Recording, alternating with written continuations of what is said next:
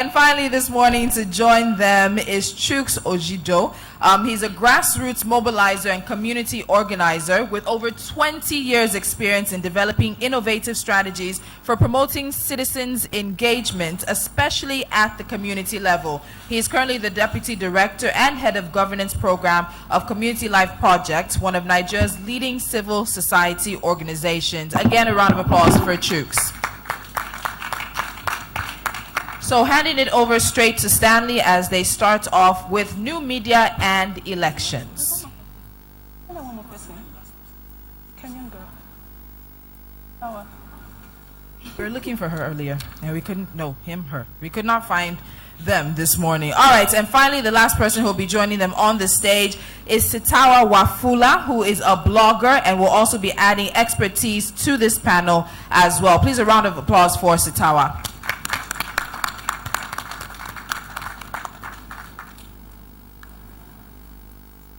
Right, so Stanley, it's over to you.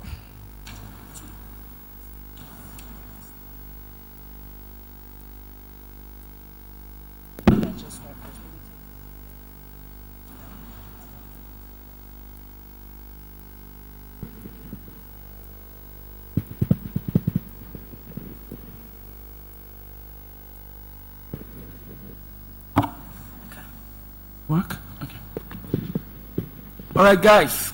Good morning. So good to be here this morning, joining all of us on this special event. I hope we're going to have fun. I'm glad to be joined by all these great people on the stage this morning, together with years and years of experience with elections in Africa and new media, of course. But I'll start with a story about myself and how I got into Twitter.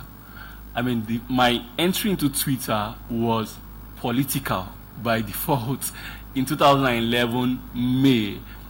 Some of you may remember we were supposed to have elections on the 2nd of May or thereabouts that year, and while people had gone out to vote, materials were not coming out, nothing was going on, and the elections had to be cancelled that day and moved for one more week, and it caused a lot of uproar. I was in Benin at that time, and I was kind of monitoring elections across several polling units, and I was seeing a lot of things, and I needed to, how do I make people know what's going on in Benin at this time? And a friend of mine said, okay, you've been withdrawing from joining Twitter all this while. Why not, open an account and try to do something? And that's how I joined Twitter. So my background in Twitter is political Twitter. If you're on Twitter, you know that there's political Twitter, football Twitter, entertainment Twitter, feminist Twitter, and so on and so forth.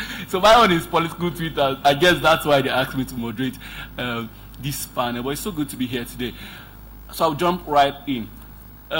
Fatu, generally, do you think, like with the elections, because we see nowadays, as the compere said before she started, we see nowadays that several countries are clamping down on new media before elections for whatever. Some of them say security, some of them say because they don't want people to announce the results earlier and so on and so forth.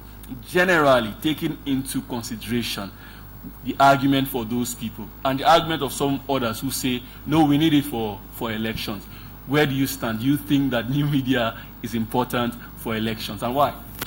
Of course, new media is important for elections. I think for most of these democracies where we see their governments come out to say that they are going to clamp down on social media on election day, you can almost sense the fear behind those statements.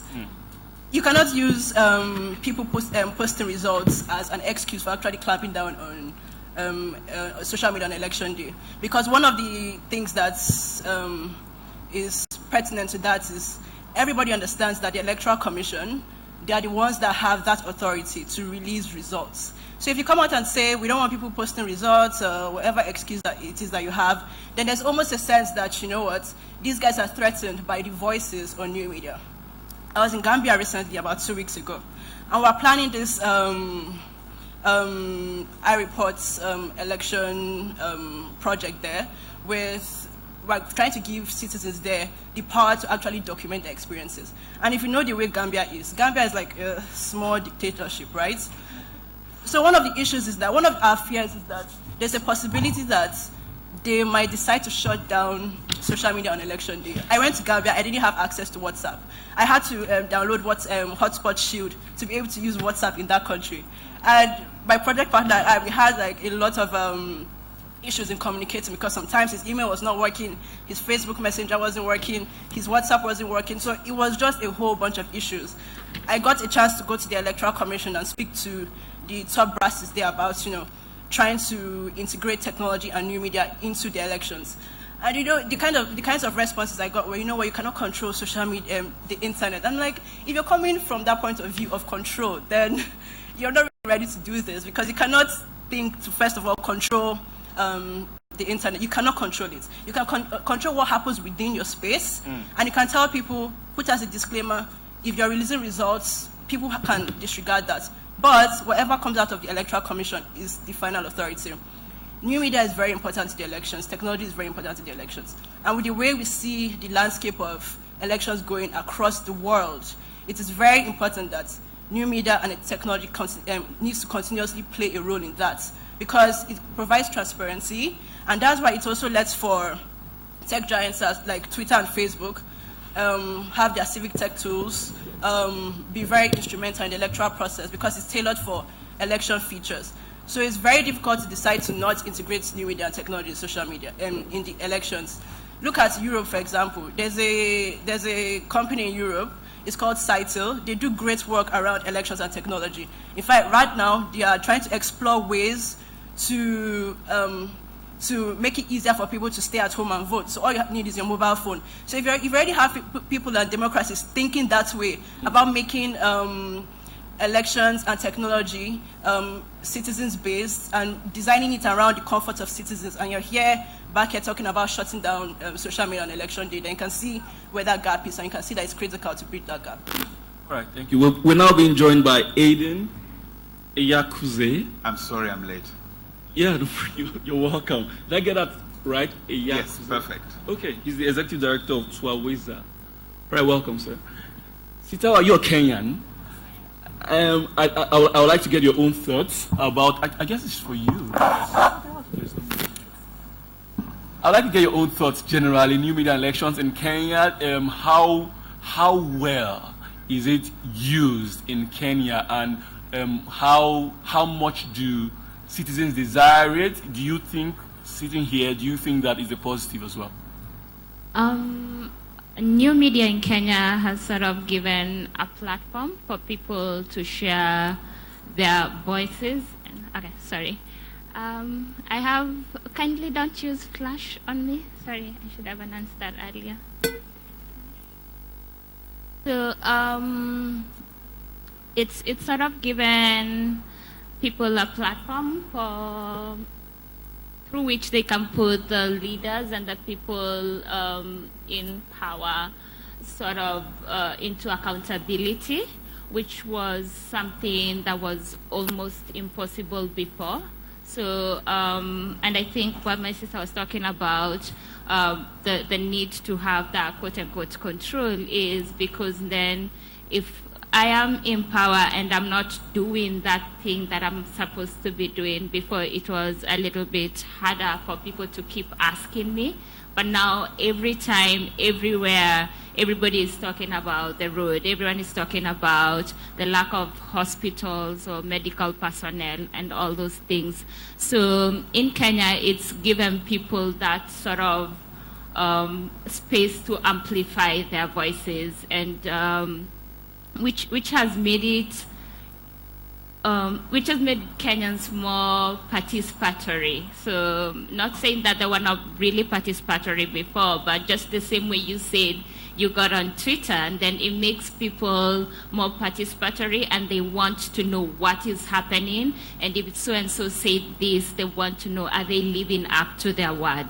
So it's sort of become a tool through which people put the people in power they make them accountable, and so has also gone to the extent of informing, like we're having our elections next year, so then sort of informing that I wouldn't want to vote for ABCD because last time this is what they said and we've been asking them and they don't even respond. So if they get on Twitter or Facebook right now and start rolling their election campaigns, because some people have already started rolling their election campaigns online, then you already know we're not even listening to anything you're saying because we've been trying to engage you before and you don't respond to us. And then now you want, or now you need us, now you want us to have a conversation. Yeah. All right, thank you. Chuks, let's get your thoughts as well on, desirability or otherwise of new media elections. Okay, good morning, everyone. Morning. I think that probably at this stage, the discussion shouldn't be about whether we desire to use new media to support elections, but how do we increase the use and strengthen the use of new media? Because from our own experience,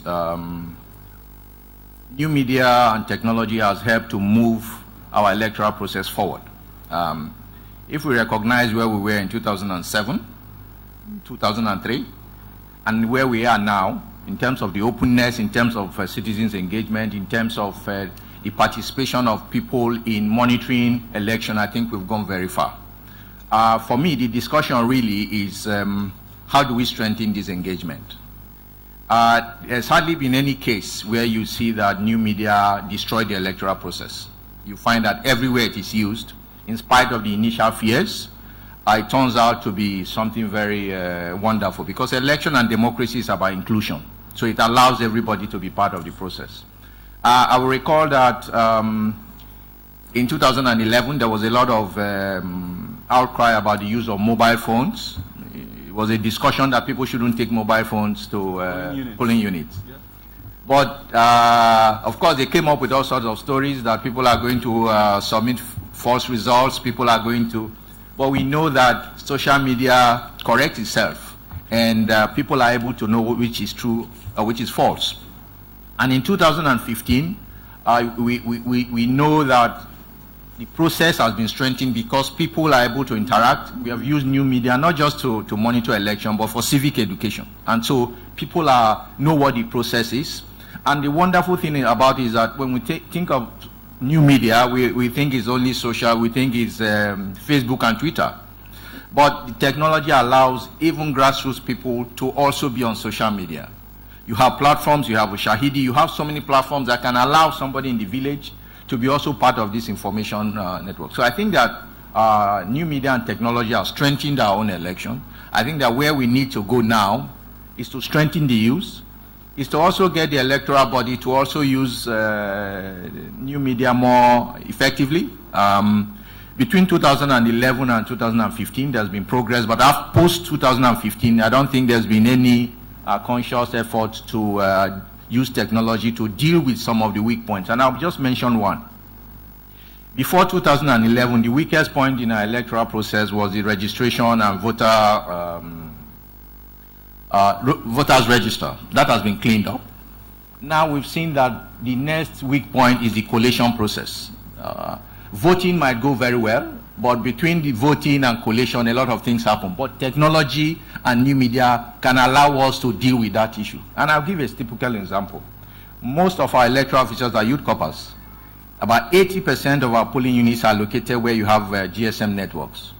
What stops the electoral officers there? Immediately they announce the results and paste them. They take a picture of it and send. Of course, you have softwares that can allow them impute the report and send via SMS, even when there's no data. And so this midnight collation that we have will be unnecessary because immediately INEC would have the results from each of those polling units. And it costs little to use an Android phone. So what I'm saying is it is the political will to use new media now and not the capacity for new media to deliver. I think new media has supported the electoral process in Nigeria. And the Nigerians' experience is being exported to other West African countries, where you allow people to interact with the process is more transparent and it's more participatory, and it augurs well for democracy. So I hear you, Chuks, and I'm going to get back to you after now, so that you could address some of the, some people have concerns about, you've mentioned technologies of technology, and some people have concerns about the manipulation of that platform. We see even in the US election how they are saying Russia could manipulate US elections. So we'll get back to you on that, but I need to get Aiden's thoughts. Aiden is Tanzanian, and would like to know how social media, how new media is being used for elections in that country, and what was the general reception like for new media and elections in Tanzania? Thank you. Again, I apologize for coming a bit late. I'll give you an example of what we, as my organization, Twaweza, used new media in last year's general election in Tanzania. We wanted, in a way, to see if candidates could interact with citizens. And we went out and asked citizens, what do you make of candidates' promises? And they said to us, well, every candidate promises something, and we have no idea how to judge the credibility of that promise. What we would like to do is engage with them. We'd like to ask them questions, and then we want to observe how they answer, how they make that promise to us. The body language, the expression is very important. So it's not enough just to see a brochure or a TV advert or a radio advert. We want to engage in a dialogue with the candidates in order for us to make a better choice. So we invested in something that has not been done in Tanzania before, and that was to host a series of live television debates we did 7 of them, including a presidential debate at the end, a presidential debate. Tanzania is very interesting. We have 2 presidents. We elect 2 presidents, one for Zanzibar and one for the mainland, one for the United Republic. So we had a presidential debate in Zanzibar. And the thing that made this unique was that none of the questions came from us as moderators. All of the questions came from the citizens of Tanzania. And we solicited their questions through Twitter, through Facebook, through WhatsApp. So on the day of the debate, we received over 600 questions over the course of the 7 debates. And on the day of the debates, we would curate those questions and ask them as they were posed to us via the Facebook, Twitter, or WhatsApp messaging system. And we did an evaluation of how our debates, how many people they reached, and what people thought of the debates. And I was just looking at the numbers here. So we did a survey, a nationally representative survey of the country, about 2 months after the general election. And we found that 40% of the population, that's 20 million Tanzanians, actually watched and engaged in the debates. So for us, using social media helped craft a different dialogue between the citizens, the voters, and the candidates and the party manifestos that they were presenting there. So it was a very powerful use of social media to have that engagement between the citizens and the candidates. The other thing that we were engaged in was in monitoring the conduct of the election itself. We weren't directly involved in this, but we provided the analytical expertise to CMOT. CMOT was the Citizens Election Monitoring in Tanzania initiative that was done by civil society and with the support of the United Nations. And we sent out about 10,000 observers, volunteer observers, to the polling stations around the country, and every hour they would get back to us by SMS or by Twitter or WhatsApp on whether the polling stations had opened on time, whether the election materials were there on time, what kind of police presence or if there's any harassment there. And through this very credible monitoring system, we were able to see how the actual polling stations, in about 15% of the polling stations of the country, were performing. And it turned out that helped bolster the independence of our electoral commission, and people could see how the election was proceeding almost on real-time basis across the country throughout the day. So for us in 2015, the new media and social media were a critical part in actually engaging and making sure that the citizens queried and interrogated the candidates and then observed how the actual election was being conducted during the day. Thanks, Aiden. So he's mentioned querying, interrogating, observing the elections. What aspect, Fatu, would you say we still need in our electioneering process? What aspect would you say we still need more influence of new media, and what aspect perhaps do you think that it should be less? Like Chuks mentioned earlier, the collation process is still the weak link in the entire electoral process. I think now political parties, the Electoral Commission, voters around Nigeria and the world know that people are going to be monitoring the electoral process. So you could have citizen observers, you could have accredited observers. They'll be there monitoring the entire process. So it kind of keeps the poll officials and the Electoral Commission and the security agents on their toes. But for the collation process, it's always been that place where nobody ever understands what's going on. INEC last year, there was a plan to introduce technology into the electoral process, make sure that collation, the moment it was happening from the PU level to the ward level to the LGA level, that it was immediately transmitted to INEC headquarters. Yeah, but we saw the hassle around just introducing card readers to the electoral process. So it was one battle that INEC didn't want to take on at that time. But they are working on that right now.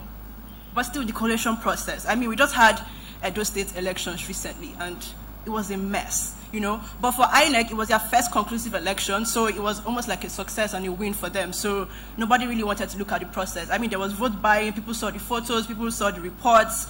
Most of the vote buying was facilitated by the police officers and the security agents at the polls. Nobody said anything because who are you to go and stand up to a police officer and say, hey, this shouldn't be happening? Some even happened while INEC officials and INEC commissioners were there on the field, and they couldn't do anything. So down to the collation process, we got reports that usually security agents are meant to follow the results to the ward level and to the LGA level. But most reports were that there were no security agents following these people. Nobody knew what was going on at the ward level. Nobody knew how the collation process was going. In fact, throughout that time, at night, INEC didn't even get one result. And that has never happened before. At least one result from at least one LGA that is close by should have got it to the INEC office. So nobody knew what happened around that time. So of course, technology will do a lot in making sure that those results are very transparent, because by the time we start transmitting from PU level, and we saw with the simultaneous accreditation and voting that most PUs started, they ended voting on time.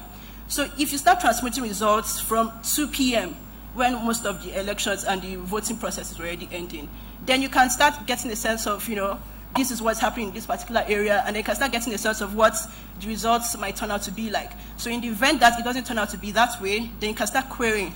But in this particular process, you didn't see that issue, and it has happened in other states within Nigeria as well. So the collation process has always been a weak link. Technology definitely has to be introduced there. I know INEC is working on e-collation right now, so that might greatly improve the electoral process. Civil society organizations regularly use, I know TMG had the PVT project, that's the parallel vote tabulation. And, you know, the gist around... Revoda, I think. Huh? There's Revoda as well. Yes, there's Revoda as well. Yeah, good shout out. So they created that particular tool, I heard, for the Maurice Iwu era, because like we knew then, the results that the polls is never what comes out at the end of the day. So they wanted to make sure that, you know, the results matched the voice of the people as much as possible. So that particular tool was created to make sure that, you know, if INEC says this party scored 10 points, that what comes out is actually 10 points and nothing more, nothing less. So that was why it was created. But, you know, due to extraneous reasons, that wasn't used for this particular elections. I thought that would have been really great for these particular elections. But, you know, these are the kinds of things. I know for our collation process, that definitely has to be introduced. And also for electoral reforms. I mean, we do a lot of citizen observation and accredited observation projects around elections all the time. But how much of it actually goes into electoral reforms? I know there's a lot of talk about electoral reforms in the National Assembly right now, but there also has to be commitments from the legislators as well, because most of them know that if you introduce most of these reforms, most of them are not going to get back into office. You know, technology is going to make it as transparent as possible. That might not work according to their plan, so they are kind of fidgety about introducing technology into the electoral process. So definitely collation, definitely getting some kind of commitment and buy-in from the legislators as well. So those two places are the places I think are really critical for technology and new media. Okay, thank you, Fatu. All right, Chuks, because you will leave us soon, I need to ask, Fatu raised a very important observation. Like in the Edo elections, people noticed a lot of foul play, so to speak. They put it up on social media. There was a lot of talk around it, but nothing was done. So there seems to be like a disconnect. People, we say new media is doing all of this good, but then how about people who say nothing happens? You know, people just get excited over it. People talk about it, and then it dies the very next morning. Maybe a few people protest here and there, but nothing or hardly anything happens. How will you respond to that? And then you can conclude. Yeah, a lot happens. It's just that at times we don't go back in history to know where we are coming from. The process of rigging election in the country has changed virtually because of new and social media. We had a history of people hijacking ballot boxes and running away. It has reduced. You find that now what has happened is that the process itself is more transparent and functional. The other issues have nothing to do with new media. It has nothing to do. It has to do with enforcement and action by the appropriate authorities. Now you have evidence that you're presented and it's been seen by the police and security officials. It is the duty of the security officials to take action and not the duty of citizens. Citizens have done their part. And that's why I said that the issue we need to deal with is the political will, to enforce and use new media to change the electoral system. Secondly, one of the other things that you mentioned, the fear that if you use electronic means, you're going to corrupt them. No, we are not saying that new media, new technology will supplant the old one. Just like the card reader has not replaced the voters register, it's still there. But what it has done is it gives you an alternative means of verifying what has happened on the day. Now it's difficult for politicians to declare result that is more than that of the accredited voters in that area, which used to happen. That has changed. And so what they have done Was that new, because of new media? Yes, because now it's more transparent. People have access. For instance, if you go to the polling unit, you will know the number of people that have voted. They are announced and documented. So you know that in this polling unit, 130 people were accredited, and it's announced publicly, and people report it. So you know. And so you can't then go and declare a result of 5,000 people when officially you have a record on video, on WhatsApp. So that has reduced that. What has happened is that politicians have also tried to devise another means, which has nothing to do with technology, like we saw in Edo, which was a systematic inducement, and they have also taken inducement to a new level. The former forms of inducement is that people go to politicians, collect money, and vote for whoever they want to vote for. But in Edo State, the politicians made sure that those who collected money voted for them. They had the same system that INEC employed. They had verification, they had authentication, they had tally numbers and cards. Yes, and I mean, it was a perfectly timed scheme. But they don't go into the polling booths with No, because I'll tell you how it happened. The party agents were the verifying officers, and they were positioned where they could see. There's what you call in the language flashing. So what it means is that when a candidate votes, before he dips it, he flashes it to... And so you see that have voted, and then immediately that is done, the polling unit says yes. So you go there and you go and collect your payment. And so it was done in such a way that people actually were paid, and they were paid to vote, and they voted and collected their money. That had nothing to do with new media and technology. What that new media was able to do was that it was able to tell us that was wide scale across the entire state, from the villages to the city, the same racket, And so we mustn't expect that social media and new media will come to your house and arrest somebody for you. Citizens have done their part. They have monitored the process. They have reported it. It's left for the politicians, and it's left for the INEC officials. It's left for the security officials, who unfortunately were also there, and it was visible what was happening. So I think that we must not expect that new media and social media is the magic thing that will change. But what it has done is that it has allowed citizens to be more engaged in the electoral process beyond voting. People don't just vote and go and sleep now. People are voting, they are watching, they are tweeting, they are engaging. And I think that another area we need to use new media for is for civic education. I think that has not really been used. And so people still sell their votes. And ironically, INEC has a large database of phone numbers of all registered voters that can be used for civic education. I think that's an area where I will see us going towards 2019. But the fear of electronic voting is similar to the fear of use of ATMs and all that. I mean, there will be fear. There will be people who will try to manipulate the system. But there are also backups you can use. And we are not saying that technology will replace the collation, that normal collation. but it will provide us another means of verifying the actual collation process. So you can use technology from the polling unit, but also follow the other collation processes. And to end with what Fatu said, it was surprising in Edo that while the election ended at most by 3 p.m., by 2 a.m., some people were still collecting results from 10 wards. So what happened between 3 and 12 midnight? So these are the things that, and of course, a lot of people were not allowed access into the collation. That did not also allow people to know what is happening. If they had allowed people in that process, we would have opened up, new media would have opened up what actually happened in that process. So one, technology is good, but there must be a demonstrated will, political will, to open up the entire process so that citizens can play a more active role. Thank you. And my apologies.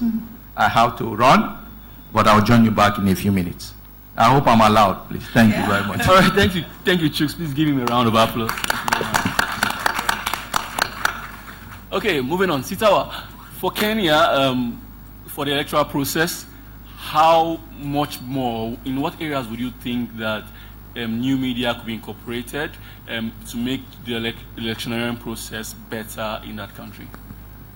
I think right now what has already started happening, and it's something Chuks just mentioned, it's civil education. So people have, as much as the politicians have already started with their campaign processes, the citizens have also started being made aware of how the process should take place and what their responsibilities are. And so it's starting from that point of civil education. Just the same way you've mentioned, the last election, we also had the way people were aware of how many voters are in certain areas. And then it was much easier to see, are we getting more results or less results as the number of people who've registered in certain areas. So this coming election, I know things will be a little bit more than, because I think the last election was more about having a base being done, and so I think this coming election, things will be a little bit more. So as I've mentioned, the civil education, civic education, and the reporting. And there have been whispers of whether or not there will be a shutdown because it's something that's been there. So right now, considering that in Kenya as well, shutting it down? Not the government, but people have been saying, what do we think would happen if there was a shutdown? Do we think it's a possibility? So it's not something that has been readily announced. Do you think it's a possibility in Kenya? I would think that Kenya is a more open society? I doubt it. That's my personal opinion. I doubt it. I doubt there would be one. And I think where we've gotten to as a country, even with the current government, they try to show that they are more open about their ways of doing things. So I doubt they would want to go that route. Personal opinion again, but right. I doubt would go that route in Kenya. Maybe have new ways of doing things, which we're looking forward to seeing. Yeah. All right, we'll take questions from the audience. Before we do that, I'll have Aiden. A research by Portland Communications says, for 2015, for instance, 10% of hashtags on was political related. 10% it's higher than the US, but we would argue that it's still a bit low, considering entertainment showbiz got over 30%, but just 10% or a bit less than 10% of communication on social media was political related. And that in a year where we had the Nigerian elections, you would think that it would be a bit higher. So what do you think that we could do, or what do you think we could do to make the number a bit higher? How do we get people more interested in political conversations around Twitter, around Facebook, around social media generally, in Tanzania, for instance? Why do we want more hashtags about politics on Twitter? Well, I mean, we're talking about. I'm asking a naughty question. But think about it. I mean, yesterday we talked about gaps on social media. Why are people on social media? And I think, to be honest with you, people want to express an opinion, and politics is only one area of our lives in which we may want to engage in a debate, express an opinion, express outrage, try to influence and persuade people to your particular view of the world. I haven't read that research, but I actually think 10% of hashtags being about politics on the continent is pretty good. And if you think about how many, what demographic of Africans is actually on social media or on Twitter, it's not the tiny minority, unfortunately, who run our governments and who run our legislatures, or who are older than the age of 55. It's a very small number. So I think it's young people who are engaged in this conversation on Twitter. And 10% of the conversation of young people on politics, you try and looking in a schoolyard, in a university cafeteria, at a bar, I don't think 10% of them are talking about politics. I think they're probably talking about other things. So that's not such a bad thing. However, there's also, what is the quality of that conversation on social media or on new media? You'll find that a large chunk of that 10% might be trading insults or confirming prejudices or things that are not necessarily constructive in terms of the conversation. Let me speak a little bit about my neighbor to the north, Kenya. Kenya has a lot of new, what would you call them, local language radio stations, and that's a fantastic thing for promoting culture, for promoting pride in one's own ethnic sentiment. But the danger could be that then you have these isolated conversations within particular language groups about the other, in a language that the other can't understand. So there is a danger that you can fragment society in that sense. But even in social media, we can have our own channels using our own hashtags to have our own conversations, which tend to be more divisive than they can be constructive. So we can look at the 10%, we can grow to 20 or 30%. But if that 20 or 30% growth is much more parochial, it's much more ethnic, it's much more divisive, it is much more, how shall I say, it panders to our own baser instincts of creating our own tribe and our own people and us against them, then I'd rather it stay at 10%. Rather than grow and expand into this much more jingoistic kind of debate and language. Thank you. Okay, so any questions from the audience? Now will be the time to ask them. We have a microphone. Okay, over there. So let's start with him. Good morning, everybody. Good morning. Yeah, my name is Henry, and my question is around what stakeholders on new media plan to do about raising awareness on the adoption of e-voting. A lot of things have been said about our voting practices, ballot snatching, collation, falsification, and all of that. But I have not seen so much of push from stakeholders on new media, especially people like EIE, Budge, IT. So what are the plans, if any, from new media stakeholders to push for the adoption of electronic voting so that we can do away with all of these problems we've been having with our electoral process? Okay, there's another question over here.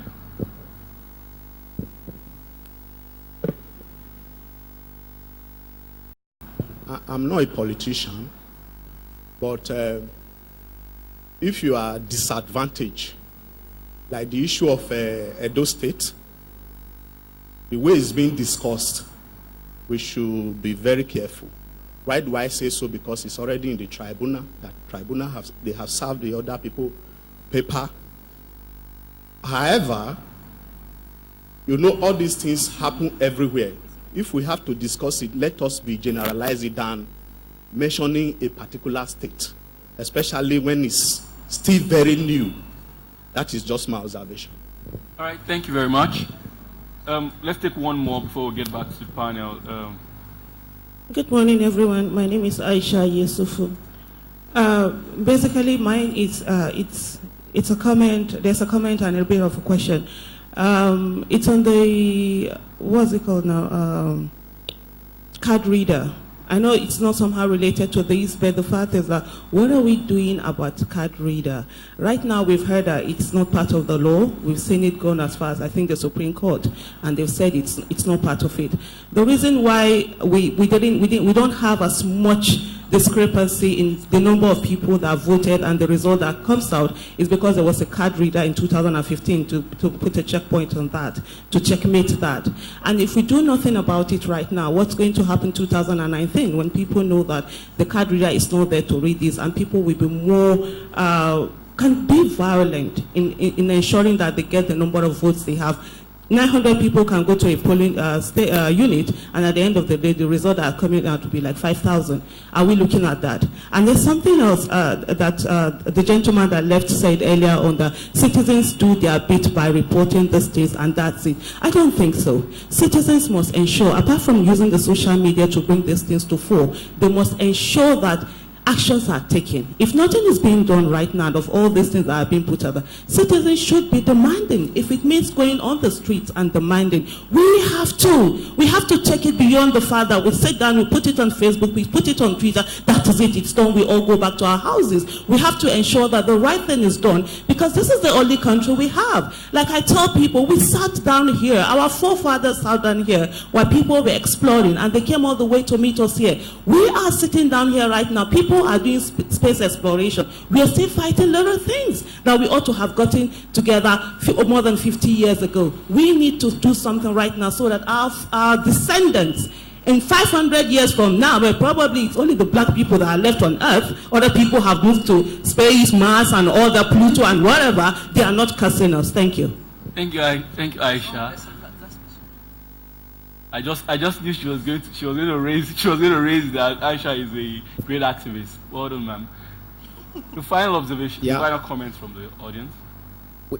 Since this administration came inside, we have had more inconclusive election than I think Nigeria has ever had before. What are we going to be doing using social media to create awareness and action plan to ensure that we don't have that one in the major election when it happens, and we have an inconclusive situation? Okay, I'll respond to that very quickly. Inconclusive elections are prescribed in our constitution, in our rule book, so they are not necessarily a bad thing if people voted and the distance between the candidates is not more than the number of votes that were invalid. The elections provide, our electoral act provides for the elections to be declared inconclusive. It's not an INEC problem. So in certain instances, that is in order, and I'm one of those people who feel that INEC is being taken down too much over inconclusive elections. Some of it is beyond them. But Fatu, let me get to you. Two people raised up the point of e-voting and then the card readers, and I know that you've done a lot of work with INEC and so on. So what's the state now with INEC about doing that? Because every time they say, okay, for the next elections, we're going to try to do this, and then nothing is done afterwards. And now we're in 2016, very soon 2019, they'll say it's too late to do all of that. So what's INEC doing, and stakeholders as well? So let me just give maybe an introduction to this conversation, and especially the question raised by Henry. A couple of months ago, we had this stakeholder engagement about introducing technology into the electoral process. And we had INEC chairman there, we had the Attorney General of the Federation there, we had the chairman of the House Committee on Electoral Matters.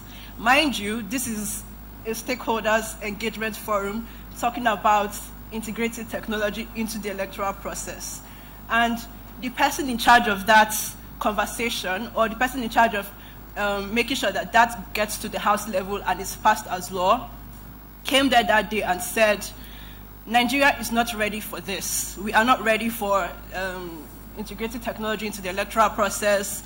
You know, there was no further conversation about that. It was just the age-old excuse about Nigeria not being ready for something. And then we said, look, first of all, this is a forum that is meant to craft solutions and think about innovative solutions to integrating elections, technology into the electoral process. And you are in charge of that process in the House. And you come here and tell us that Nigeria is not ready for this. So that kind of gives you an insight into what our National Assembly is really thinking about. There has been ongoing electoral reforms even before the 2015 elections. Civil society organizations are still really pushing it. In fact, recently they inaugurated the elections committee. EIE is part of that stakeholders forum and the coalition of civil society groups that are working hard for electoral reforms right now. So all those things are on the table, including integrating technology into the elections, exploring e-voting and all those things. But like I said earlier, if there is no commitment from the people that are meant to pass these laws, then we can keep shouting and talking about this and nothing is going to happen. And that's what we make clear to the chairperson on that day. And she left very angry because she said, you know what, I came here, I took my time and I came here to talk to you people and you people are telling me this. So I mean, it just gives you an insight into what they are thinking. Because most of them know that if you make the elections as open and as transparent as it can possibly get, that most of them are not going to come back to the office. They will not come back there because they know how they got into office. So it's not the fight on this other end, on the civil society end, on the INEC end has already been done. INEC is really relying on civil society organizations and citizens to help them push this fight to the National Assembly. But the buck stops at the National Assembly. And if these people at the National Assembly do not pass these laws, then 2019 we're still going to be having this particular conversation. So I think that this conversation needs to be directed at them because all these things are on the table already. They are familiar with it. So it has to be directed at them. Civil society organizations are already doing as much as they can to push that conversation, but citizens as well. And he was talking about you spoke about 10% of hashtags across the continent being political, and he made a comment about, you know, most people on social media these days, they are very divisive, and I almost said welcome to Nigerian Twitter because that's what we see. How many young people on Nigerian Twitter actually have a particular issue that we can all agree on? We don't have a particular issue that we can all agree on. We actually pander to our own bias, our own political affiliations, our own tribe, our own whatever it is. But there's no particular issue that we've actually started and said we agree on this particular issue. And as far as we keep acting like this and, you know, taking different stands and calling ourselves Jonathanians and what's the other word for the APC supporters, I can't remember right now. As far as we keep putting this bridge and this gap in between useful and engaging conversation, we're not going to have anything leading up to, we're not going to have any productive thing leading up to 2019. So if we can actually come together and say, look, e-voting is something that has to happen. The world is actually already looking at ways that you can be in this room, voting can be going on, and you can vote from here. You don't have to go to your polling station. Look, Gambia is a dictatorship, okay? But they don't have restriction of movement on election day because they are peaceful people. The only issue they have is with their government. They're peaceful people. They can go to the polls at any time and vote. Their businesses are open. Isn't that because it's already decided to have the outcome? No. Why fight over? No, it's not about that. No. Like this particular political environment right now, in the past, when it comes to elections, candidates don't even go out to go and campaign or anything because they are scared. But these particular elections, you have a woman that is a candidate, you have this other guy that used to work with Yaya Jammeh, and he just decided to break out and start running his own campaign. He's very popular now. So you have lots of candidates hitting the streets. Young people these days, they're like, you know what, we used to be scared before, we're not going to be scared anymore, so we're going to hit the streets, we're going to campaign as much as possible, we're going to make sure that our voters are educated, because they use stones to vote. We are here using card readers, but you cannot do anything on election day, you have to be restricted. So if Gambia, that is a very small country, they are peaceful, theirs is a dictatorship, okay, but they can still be peaceful on election day, and it's not really about who gets to come and arrest them or whatever. It's just the way they are. They are very easygoing people. They don't do these things, but here we have restrictions. We can't focus on a particular issue. I think what will be constructive is if we can agree as young people, because we keep saying, you know, we're the largest demographic, we have the largest voting constituency. If we cannot agree and say that, look, going into 2019 elections, one thing that we're all going to come together and focus on is seeing how we can make sure that e-voting is something that is explorable for 2019, and not because your political godfather said, we're not going to do this, then you come out and tell us that we're not going to do this. If you cannot agree on this particular issue, then it's not going to happen. Well, Because but if you're looking for agreement, to be fair, I don't know about any country where all young people No, I'm agree. saying in this particular issue, which would be a good thing for Nigeria's democracy, because we're talking about it in silos. But in terms of coming together and saying, let's do this, let this be the one thing that we can push. We don't have to agree politically or whatever, but if we don't move from very toxic conversations to something actually engaging, then nothing is going to happen, because the conversation has already started. It's there. It stops at the House table. Like I said, it's at the National Assembly right now. So we need to be able to push this and let them know that we're very serious about it. I've seen what constructive engagements that hashtags have had over the years in Nigeria. Once a hashtag is started, policymakers start beginning to pay attention. So if we can actually use these hashtags and the influence we have around it to drive conversation towards e-voting, then it's something that is going to be possible for 2019. But as of now, with the way where the National Assembly stands right now, I don't. It's not going to happen. I don't. All right. Yeah. More questions from the audience. Someone has been raising his hand in front here since morning. So, good morning. My name is Suleiman Baraya. I just want to share with you a very important issue about the use of new media in election, especially that of 2015. I happen to be the special assistant to the governor of Fatu State, monitoring security and politics in Shandong local government. So we had a meeting before the 2015 election so that we can find ways, because we are afraid, or the government is afraid, that they are going to be manipulated. There is going to be a series of malpractice. So although it is the government in power in the state, but it is still afraid. So it tries to explore ways of try to prevent or try to find, to have evidence so that whatever happens when they go to court, they will have evidence to produce to the court. So we decided that it is important that we position in each of the polling units of Plateau State a single person, that is apart from the party agents and other political or electoral officers, so that they can be reporting to us, they can be sending text messages to a specific number throughout the state, whatever is happening, especially when the result started to come out. So whenever the result of a polling unit is out, he's supposed to, that very particular person is supposed to, text immediately to that very particular number. So what I want to put here is that, even government, that is to say that even government or institution have started using new media in order to find solution to their own personal problems. Thank you very much. All right, thank you very much. Somebody else over there.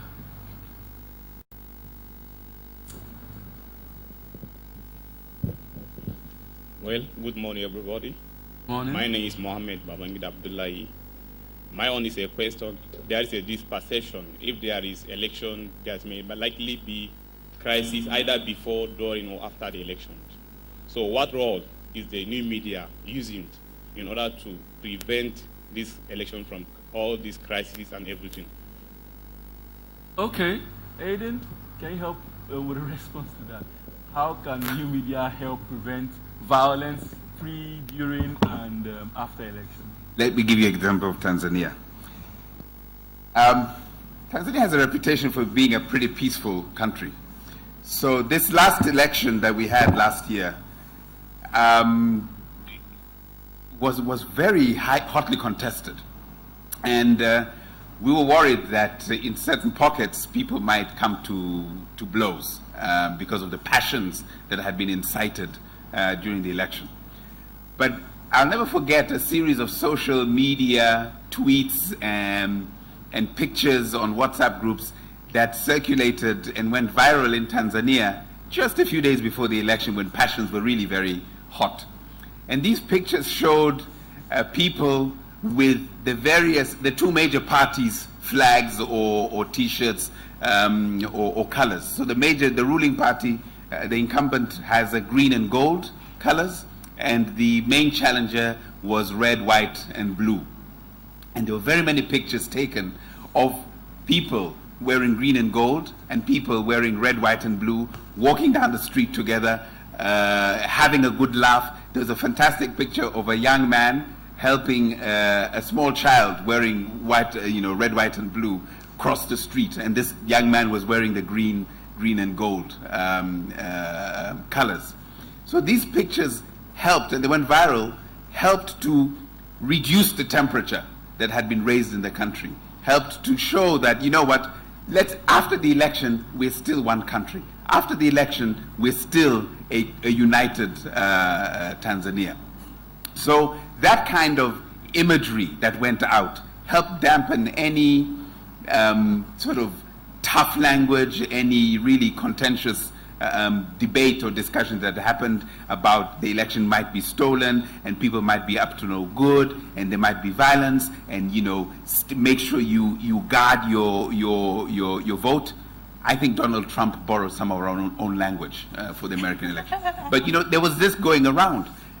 So that one example for me showed how you can use social media to bring back people together, to lower the stakes of what can sometimes be a very high stakes election, just through some really inspiring pictures of unity in being manifested and demonstrated. Before I go back to the audience, I would like to ask Sitawa from Kenya. Generally, we see, and a lot of our panelists have said it today, that we are like in silos on social media, attending to no matter where you fall, you see somebody who agrees with you. And so generally, with the kind of people we follow, with the kind of pages we like, we choose people who agree with us. We choose people who, are from our tribe or support our candidates or share our viewpoints. And there is not that much of, good conversation, good constructive debates with people sharing all their opinions. And I know it's very common in Kenya as well as it is in Nigeria. So it seems new media is feeding those baser instincts in us. It's helping nowadays, because it's so easy nowadays to get people who agree with you and just follow them, and then that's all you take. You forget about whatever anybody else is saying, and then it hampers good conversation, good debate. So that's like a negative. How do you think that can be checked, for instance? I think one thing sometimes we forget is that what happens online is sort of a reflection of what is offline. So what are sometimes people's views and opinions are more or less what they project online is more or less how they are or would be offline when you met them face to face. So in terms of constructing new conversation or doing a sort of mind shift. So first of all, it's not something you change just the same way you deal with someone when you're with them face to face. It's not something you change overnight. I can't just tell you today stop talking like that and tomorrow you stop talking like that. So it needs to be consistent. It's something that needs to be ongoing. So, and it should not just be something that is done offline, but should also have conversations that are face to face, more and more forums, or and it's not just from the political angle, but in such a way that it's a value system, so to say, that as much as I do not necessarily agree with what you want to talk about, because as a human being you're sort of entitled to your opinion, but then how can we then have a constructive conversation? So it's more of something that needs to be done consistently and not just during the election period, because that's unfortunately when we decide, oh, okay, cool, we have elections in the next 6 months or in the next year, that's when we start trying to run around, even with what people are asking with the e-voting. It sort of unfortunately waits for that almost last minute. That's when we want to start doing things. But then answering whoever was asking about e-voting is looking at the structures that are there offline, the physical structures, and if they're okay or they need to be tweaked a little, that's the best way to tweak it. instead of waiting for last minute and then going on and saying, you know what, it really can't work for this particular election because we have so many other things we're dealing with, or as you kept saying rightly, that we are not ready for this right now, maybe the next time, and then it has to push. In my country right now, there's the restructuring of the IEBC, which is the electoral body, and we are hoping that people come on board, that they get the right officers now before it's too late, because then, you know, it might crop up conversations of, oh, we're getting so-and-so who is maybe affiliated to so-and-so. So right. In case things don't run smoothly, they put so-and-so last minute so that they can make the way for ABCD. So it's all about having it as a consistent conversation, both online and offline. I also agree with one of the ladies from the audience who talked about the line where we say, okay, cool, because Chuks said the citizens get to a certain point and it's sort of, there's a line drawn that beyond that point they can't do anything. But I think it's an ongoing process that regardless of whether the line is there or not, then how else can the citizens continue to push whatever it is, if it's policy implementation, if there's no policy, like in our country, there are some areas, I mean, I'm more in the health ministry related issues, and there are some places where we get to that sort of a line, and because the law sort of doesn't allow us as citizens to go beyond that line, we're sort of stuck. So then what's the next push? We can't just say we've pushed till where the line allows us, because then the next conversation would be, can we then push the line or remove the line at all, remove the line completely, yeah, so that we can get this thing that will benefit the citizens. All right, thank you. We'll take a last question from the audience before we round off this segment. One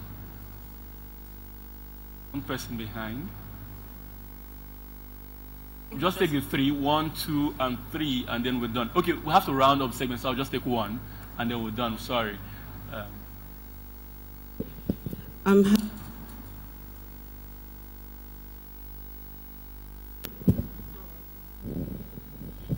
Okay, my name is Pamela Braid. Hi, Aiden.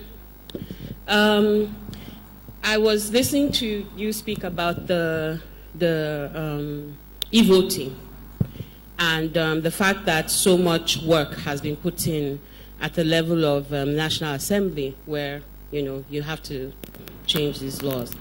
And it seems to me that the civil society pushing it can also try to engage the public to be advocates for it by breaking it down to things they can understand. So while the public may not latch on to the issue of fairness,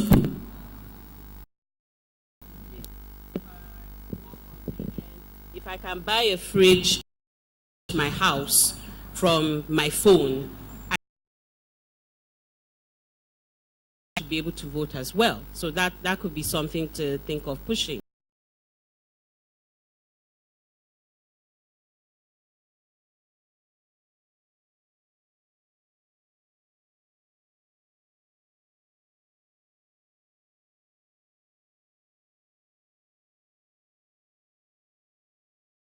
Doing something that's very expensive and dangerous, in terms of people's lives.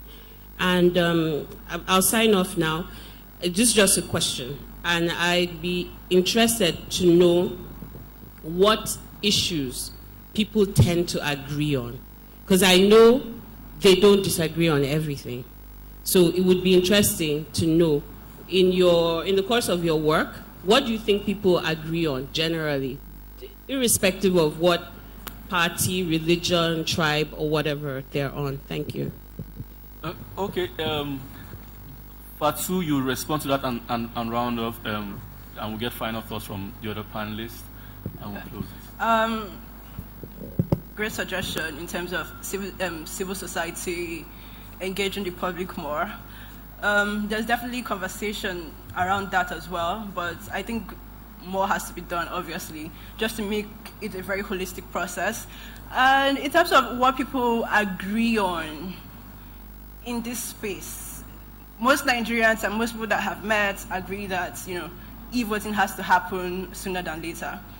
And yeah, when it comes to cost effectiveness of these things, it's always a great argument. But from what I've realized and from what I've known in doing this work for as long as I have, is that people actually like to spend money around elections. So the first thing you're going to tell them is not really about how they're going to be cutting costs, because nobody really wants to hear that. You can bring and lay out everything on the table and say this is what we're going to do, but not necessarily using cutting costs as what you use to sell your idea or your proposal to them. Because elections is an enterprise, really. People make a lot of money off elections. People become millionaires off elections. So if you're trying to take money away from them, they're not really going to pay attention to you. So if you lay it out on the table and say, this is what we're trying to do, and then they start realizing at the end of the day that, okay, we're actually going to be cutting costs in a lot of places. And yeah, Nigeria is pretty broke right now. So even trying to get to that point of e-voting is going to raise a lot of questions around, we don't have money to do this thing. So in terms of cutting costs, it's definitely it's great, because I believe that technology can reduce the cost of elections as much as possible. But using that as kind of a preface to saying, this is what we need to do, it doesn't usually work. People like to spend money around elections. People get richer by that. So yeah, civil society needs to actually do more in engaging the public in making sure that this actually goes to the fore, because our policymakers actually pay attention when we have a lot of voices on a particular conversation, on a particular policy that we're trying to push. So we'll see how it goes. It's definitely an ongoing conversation. We'll see how it goes from now to 2019. If it doesn't happen in 2019, then we'll look at subsequent elections. But e-voting will definitely happen in Nigeria, sooner or later. Okay. Sitawa. I think we've talked about things from the government point of view and also mentioned some of the civil society actions. But I think it's also important for the citizens themselves to be part of the whole process. In advocacy, we say nothing for us without us. And it's not necessarily that people come to feed us that information, but we need to be actively getting the information for ourselves and also actively sharing what information we have. And that's what new media has made very easy for the citizens to do. So participation on whatever level that you're in, be part of the process, be, as they say, be on the table and not part of the menu. All right, thank you. Aiden. Hi, Pam. You ask a great question. It's a little bit like that question from the second debate, what the two of you respect in each other. Fantastic question. What do we agree on in terms of new media? We agree that it's a fantastic way for us in Tanzania to vote and win the Big Brother Africa show against the Nigerian. We agree that we love Nollywood. We agree that we love the collaborations between East African artists and West African artists, which I think is really taking African music to another level, not just on the continent, but globally. But I think what this suggests to me is that new media really allows us to express our common humanity. Although it can also tear us apart, but I think fundamentally, because we enjoy these things that enrich our lives, new media can be a fantastic way of it to really show an expression of our common humanity. And that's why I find it very exciting, and that's why I think we should use it to enhance our better selves, to promote those elements of our humanity that are uplifting and dampen, hopefully, those ones that we all have that can be more less palatable, less interesting. So let's use it to uplift ourselves. Right. I would say, if I'm going to respond to Pamela's question, what we agree on, I really do not know. Previously, we used to agree on bigotry and discriminating against people who are not like us. Nowadays, like yesterday showed, we probably not much. People are speaking up against some of the nonsense going on. So hopefully more of that is going to come. New Media Elections panel, thank you, Fatu. Thank you, Sitawa. Thank you, Aiden. And Chuks, who was here earlier. Thank you, guys. Thank you.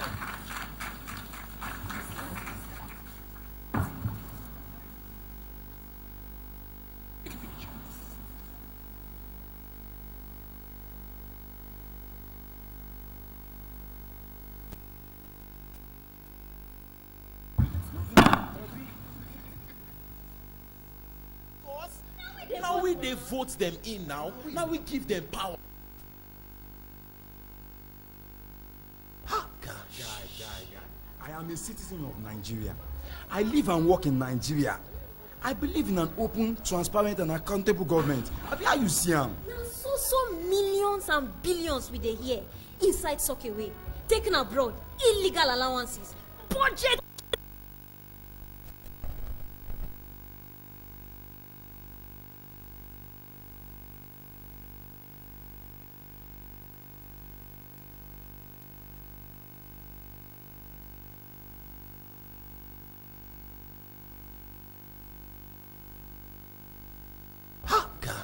Guy.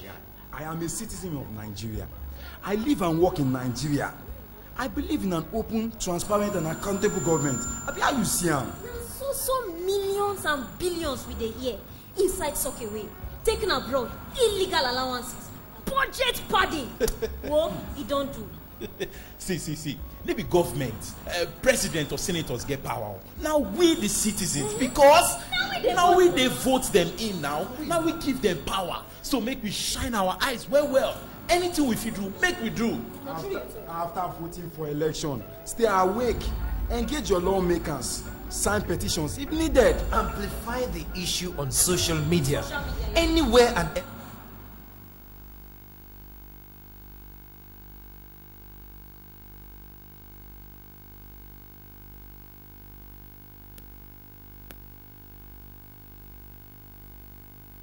We are the ones with the power. Let us always speak up against injustice as active citizens. The office of the citizen is the highest office in the land. I think we'll work on playing the video at another time when it's when it plays much better. All right, a very big thank you again to the panel on new media and elections. We'll continue moving things forward. Please don't forget that you have tea and coffee to your to my left, and you have the lounges available for you if you want to get more comfortable as well. We'll go straight into the next panel, which is going to turn into more of an interview and then a Q&A from the audience.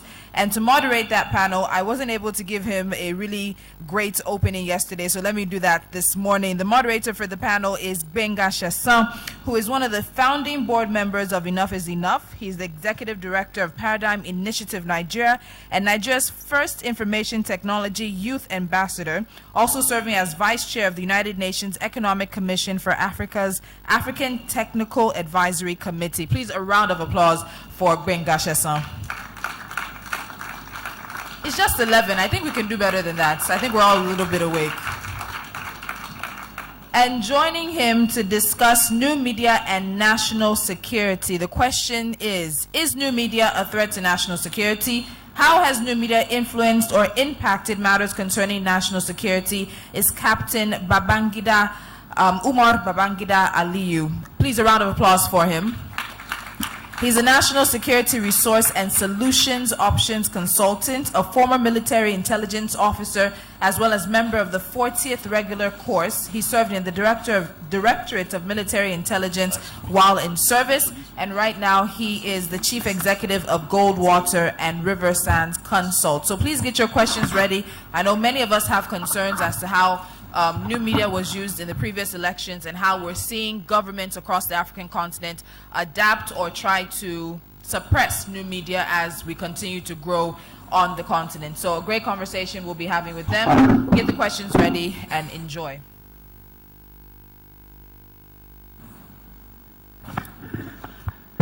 Thank you, Tolu. Can I just confirm that the police representative is not in the room before I say what I'm going to say? Because we're supposed to have Mr. Shogunle on this panel. Is he here? It's not here. Okay. Because I have a tweet ready to post, and I'll post it in a second. Do we have the NCC representative here? Okay. When we have conversations about new media and national security, and we don't have the security agencies in the room, it actually speaks to the problem.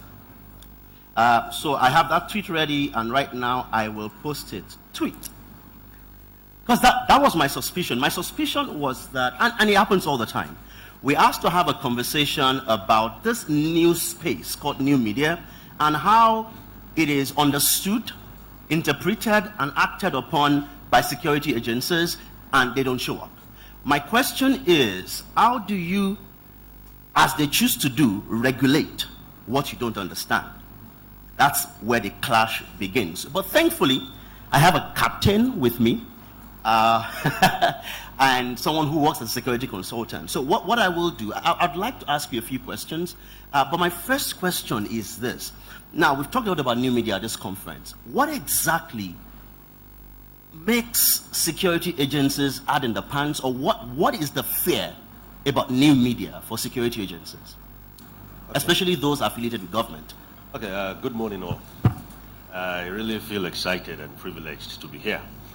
And to your question, there is one word to actually encapsulate the breach, and it's called stereotype. 2016 Earth, in any ramification, economic, social, political, even family, 2016 Earth is not about stereotypes anymore, okay? It's about continuous improvement.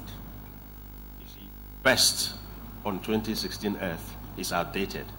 Better is more like it. Because if you rest on best, then automatically you start reclining or declining. So, but if you go with better and better and better, so 2016, our times on this planet today is about innovation, it's about imagination, and you agree with me that there is no room for these two things in stereotype. Our law enforcement agencies, I have been part of them, are still a bit more inclined to stereotype, to the bureaucracy that used to work some decades back. Today, it's changed. And it's changed simply because something has happened, information technology. Okay? Information travels like this. So things change faster. And where you have a situation where you see law enforcement agencies not responding not responding, we have them reacting. Yeah, we react. Law enforcement agencies react. Reacting was in tandem to those days when we enforced law, when we combated crime. Today you don't really combat crime and you don't react, you respond. And you respond by leading crime. And you don't lead crime until you actually enter crime and understand crime. Can I push you a bit on that? How do you lead crime? Yes, you stay a thought, a step, and a mind ahead of, say, the criminal now, with all due respect. It's cheaper, it's more cost effective. Okay? The reason is simple. If you had to go somewhere and I waited for the smoking gun, then the chances are whatever has already happened, probably with fatalities or with injuries. But what if I preceded you and I got there and I'm able to say, okay, you're going to navigate this route this way, where the risk is unavoidable, we mitigate it. So we don't wait for that, you call it the D-Day or the T-hour, to face with the risk. Now, leading crime itself involves what you can call intellectual rigor. The psychology of leading crime, the sociology of leading crime, the dynamics of leading crime, the statistics of leading crime. And again, our law enforcement agencies are not really friends with numbers. I got that baptism by accident somewhere in service, and I was able to be mentored by someone who in those days was considered a soft-sided law enforcement officer. But he was very effective because he had his numbers intact. And so he could study a problem for 59 seconds and solve it in 1 second, as opposed to trying to study it for a second and using 59 to solve it, which we tend to do. So if I have answered your question, the divide is simply stereotype. Our law enforcement agencies have to be a little bit more open-minded. 2016 Earth. So I like your use of that phrase, 2016 Earth. And I agree with you. Stereotyping is the reason why a security agency would assume that anyone who carries a laptop is a Yahoo boy, or anyone who posts a tweet to say, I don't like Buhari, is a security threat. Exactly. Now, but I also have two other questions for you, sir, and I'll start with this one. The second one is quite personal in terms of how you use social media as a consultant. But let me start with this. We know that you've said that security agencies react, but from your experience, you were part of this establishment before you went into the private sector. The reaction, actually. You used to react also, but now you respond. Do you think now, with the power of hindsight, that new media is actually useful for your work as a security agent? Wow. Let me tell you something. Facebook, Twitter, WhatsApp, they are my playground. I play a lot there. I run a consults, the Goldwater and River Sands consults. They are a defense and national security. Can I please request for the roaming mic? Okay, this one can. Oh, is it right here? Okay. This one is a bit. It's here. Thank you. Okay. Now, I run a defense and national security options consult. It's called the Goldwater and River Sands consults. And when it comes to new media, work that will actually take me like 50 years of physical labor is done on a desk in an office. And how do I do it? I gauge a lot of things off Facebook, off Twitter, and WhatsApp. And the reason is simple. Facebook is like a global notice board. You know, we went to school when notice boards were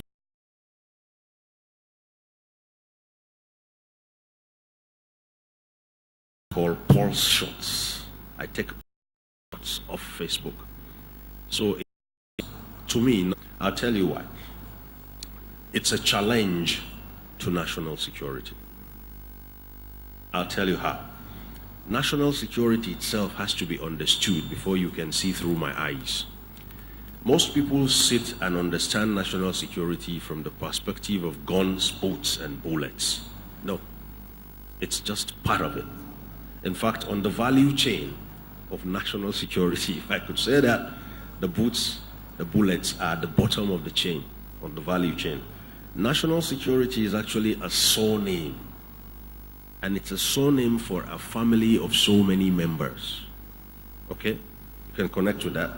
Good. And who are these family members? Food security, religious security, ethnic security, demographic security, transport security, education security, economic security, and on and on and on.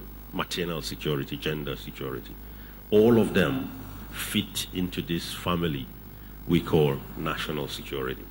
Okay? Now, national security itself cannot be said to be optimal if any of these ones ails. Let me give you an example. When you say national security, people think soldiers, they think tanks, they think policemen. But what if you had no economic security? Will you sponsor an army?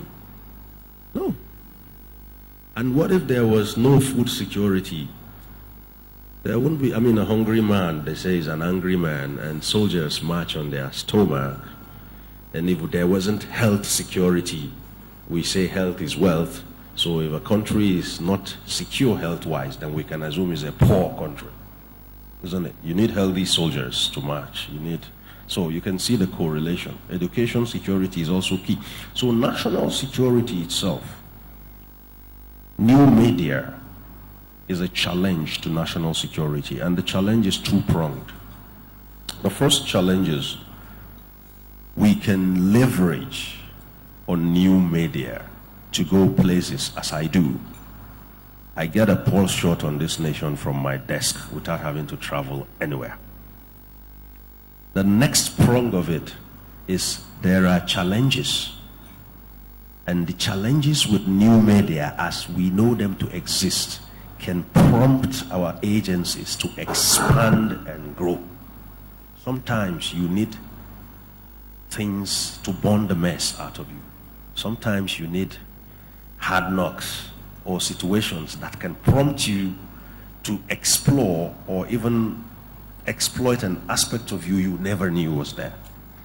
New media, as it has come to stay with us, is just that prompt that is going to give that wake-up call to continuous improvement and innovation across all security agencies. So it's like the stock market. Positioning is key. On the stock exchange, whether there is a bull or a bearish approach, people make money. You can make money when the bulls are trending. You can also make money when the bears are trending. It depends on what you know and how you position. So for me, I know the challenges involved in national in new media, but they are not of that proportion that they could be declared a national security threat, except, of course, if the agencies that should accommodate and manage these threats are already throwing in a white towel. Okay. So, thanks. You've partly answered my question in terms of how you use. So you've mentioned a bit about, I know you don't want to give your corporate secrets away so that your competition doesn't take advantage of that. But for you as a person, and I ask this because the individual matters in decision making. So there are policies that guide security agencies, but the individual, how you understand the issues, how you interpret matters. Can you tell us a bit about your own personal use of social media? And when did it start? Can I even begin to tell you when it started? I just found myself there one morning. It's so pervasive, it's all pervading, it's a global thing. So for example, I can tell you when I got my first email address. If I go back in time, I should be able to pinpoint the year, but it's to me as I have become to it. But how do I use it? Let me go back to what my colleagues said earlier here. And where do we agree on social media and where do we disagree? On my desk, I have red buttons and I have blue buttons based on the things I download and, based on the tables I draw. I do a lot of statistics, I do permutations and computations. Let me tell you something about Facebook Nigeria, if there is anything like that.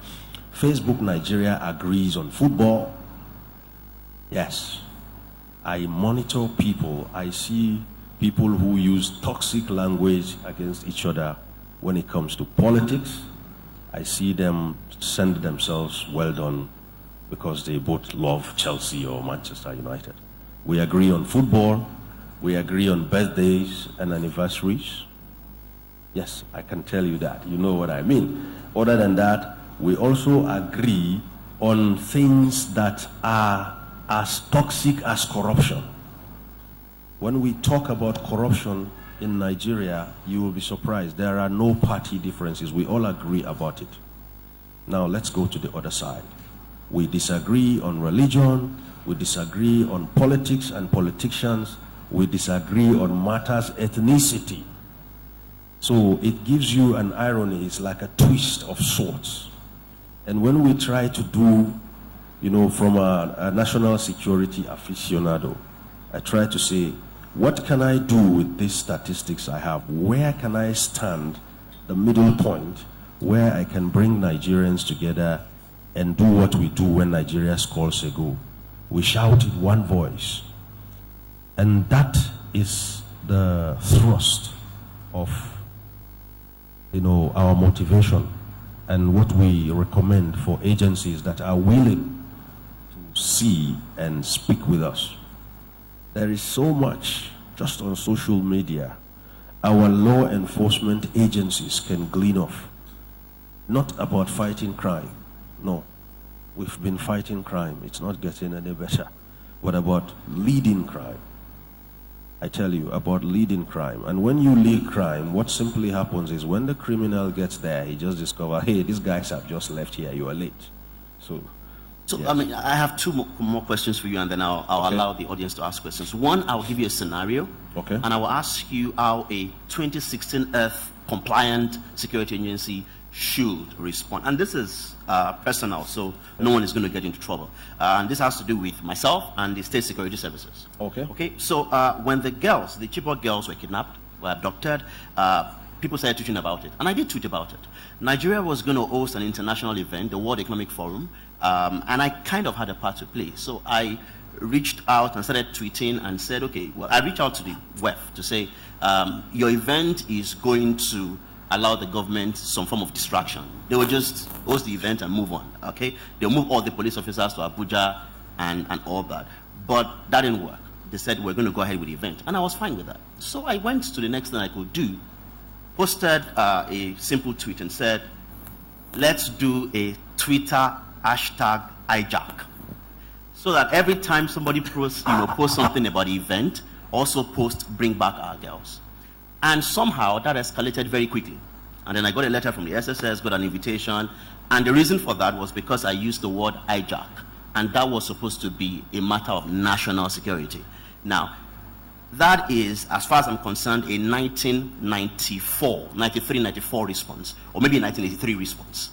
Okay? What would a 2016 Earth compliant security agency do when someone posts a tweet like that?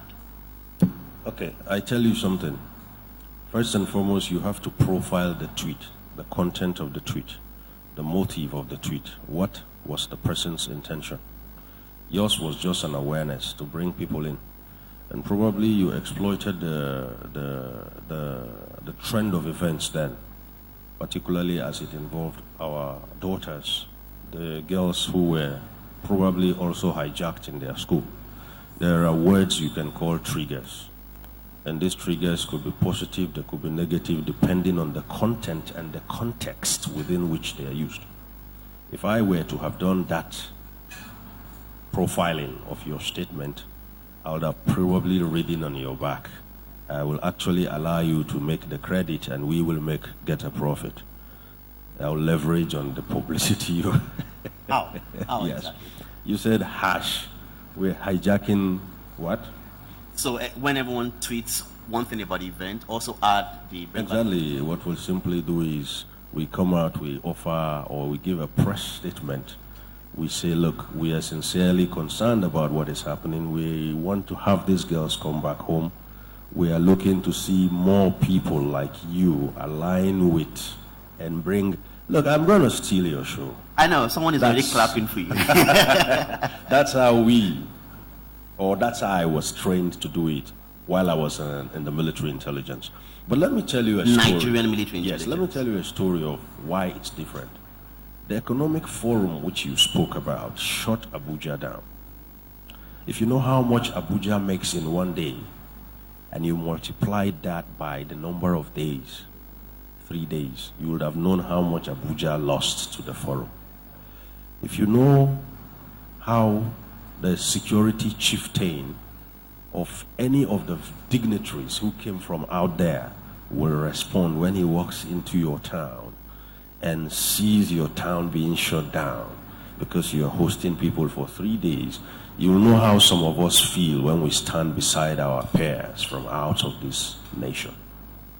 It's like, you guys are still at this level, Now, before the summit, I put together a proposition, and it was considered crazy, downright crazy. The summit happened in the thick of our baptism with terrorism. Okay? And that summit was meant to hold, because if that summit was postponed or shut down, it's like a bonus for the terrorists. So I went and I put a proposition together. In my usual way, I am not stereotyped. I'm out of the box. Absolutely, very much so. And I got my bosses and said, hey, let's plan a terrorist attack. Target, Transcorp Hilton. That's the venue. Let me tell you why. HIV/AIDS used to kill people, and it was a taboo.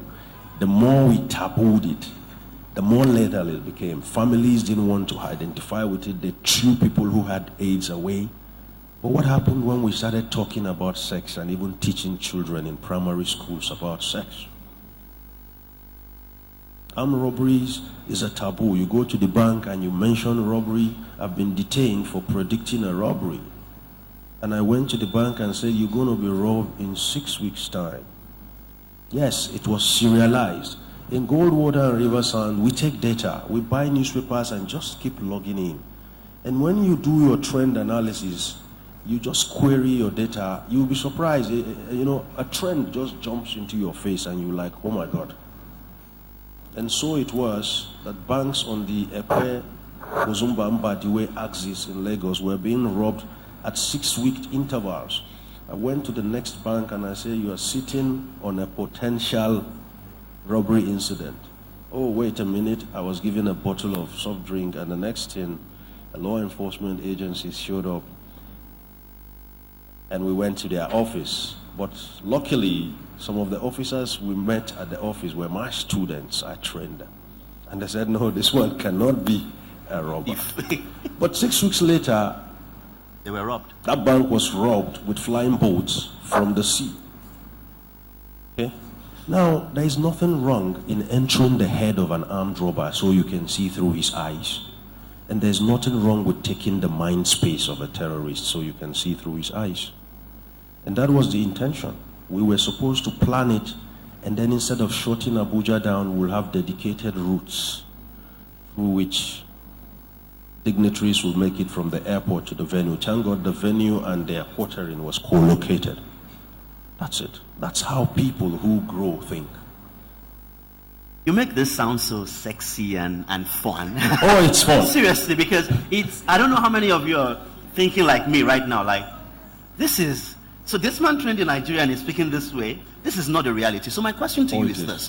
Why, and you're not the only person I've met who analyzes, how you can take advantage of new media like this without tampering on internet rights and all that. Why do we meet people like you who talk like this within the same system, and our reality is extremely different? Let me couch that in a question. What are our security agencies doing wrong? And if today you had a chance and you were appointed as, say, the security sir to the president, what 3 things, briefly, would you recommend that every security agency in Nigeria must do? And then we'll come to you. Psychological operations. I'll tell you what PSYOPs is. As you sit now, I could say what adds up to you: a wristwatch, your dress, the tag on your neck, your beard, like that. We just itemize everything that's adding up to you. We have to go back to the nursery. That's the first recommendation. Most of our military and law enforcement training institutions are simply about mind control.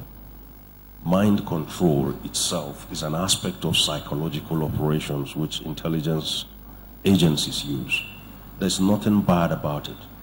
Mind control is just simply what you were taught to do at home. You wake up in the morning, dress your bed, say your prayers before anything else. Repetition makes it a habit. And once it becomes a habit, it's hard to kill.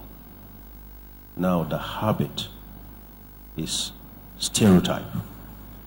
The school, the nursery, has to be upgraded. So it's going to be a phase. There's going to be old school in law enforcement and new school. If we go to the schools and we start training security enforcement officers to actually tune in to the norms and the values of what I call 2016 Earth, then in the next 5-6 years, you are going to begin to get a feel of that change. It's not going to be instant, no. And there will be resistance. When I was coming up in the academy of those days, I'm the 5th generation of Nigerian cadet graduates, degree holders. So we had 5 generations ahead. Mine was the 5th. We went through military training and academics. Now, to do that, the minimum requirements to enter the academy had to be raised. And having raised that, they trained undergraduates alongside military officers. There was resistance. Our seniors who did purely military, no academics, used to call us nanny officers. Yes, we were nannies, we were soft-sided because we had a different perspective and approach to problem solving. So that too is going to happen with law enforcement agencies, and it is going to be gradual. For now, you're going to be seeing antagonism. For now, you're going to be seeing reaction as opposed to responding. But in time, just like Bob Marley said, time is the greatest healer. Whether anyone likes it or not, one will face the other out. Yes, it has come to stay. All right, thank you. I see hands going up already. 1,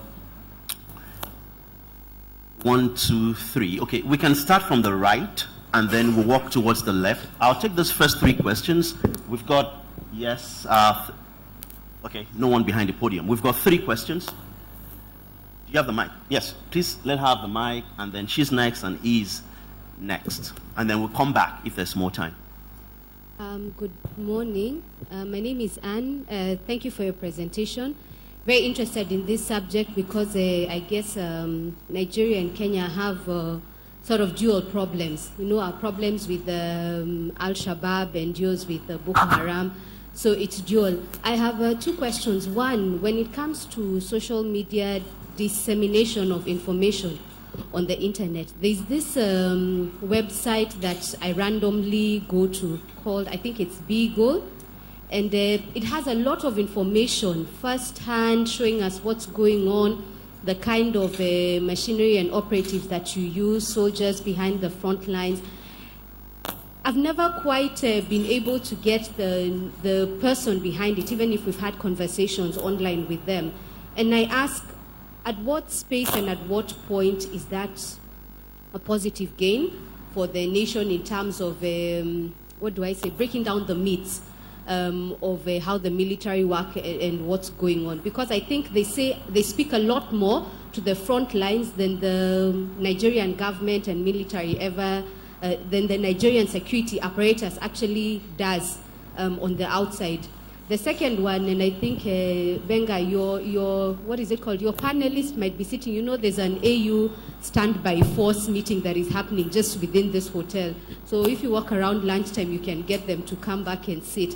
But I think that's the thing about military. And because I've also been privy through my previous work with what happens with the operations in the military, how do they get to engage then with the citizenry in a space where you still keep your regimentation and the way you're supposed to combat and to act with civilians, and also then where you respond to the citizens and their causes and their use for security, and where then it becomes, like you're saying, you can you use your hindsight, of course, as somebody who knows what's going on in military, to go and say, look ahead, you might be next. How do we use that space to actually, as citizens, then engage the apparatus and tell them, we have a fear and this is looming and this is coming up. I feel my neighbor might be a security threat. In Kenya, we have what we were calling nyumba kumi, where you and your neighbors are able then to have collective security for one another, where you are able to spot threats. You're able to know this neighbor is acting funny. They only come in during the day, they're asleep. At night, they're out and about. They come in strange cars and mark. How does that work then, so that we're able to use the tools we have in our hands to engage with security? Hey. Thank you, Anne. You want us to take all the questions? No, let me just... Okay, please respond. Thanks, Anne. The first question you asked actually has to do with what you can call the information space. Now, there are a lot of portals, there are a lot of places where you could get information, accurate information, which the nation is not even divulging to you, the law enforcement agencies are not telling you. I have quite a number of them that I rely on to even get figures that relate to our defense, spending, arms procurements. You see, there is something we call the communication vacuum. If you don't speak about what you are doing, the first person to speak about it is going to get the listenership. And so we're trying to encourage our public relations departments across security agencies to occupy that space. Unfortunately, stereotype, as I said earlier, has made relationship between law enforcement agencies and the media a Tom and Jerry kind of thing. They love to miss each other and they miss to love each other. Yes, but then that's outdated now.